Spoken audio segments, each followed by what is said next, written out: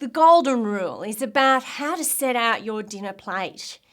If you consider a flat dinner plate, half of that plate should be all those beautiful colours from the vegetables that we've talked about in earlier lessons. About a quarter will be your carbohydrate, your potato, your rice, or your pasta, perhaps one of the other grains I've talked about, like barley.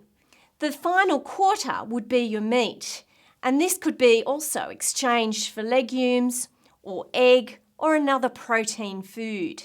So really, the idea is that we're cutting back on the amount of meat you need each day, just about a palm-sized serve with red meat. Chicken can be to the first knuckle, and fish can be as large as your whole hand. The amount of carbohydrate is about the size of your clenched fist.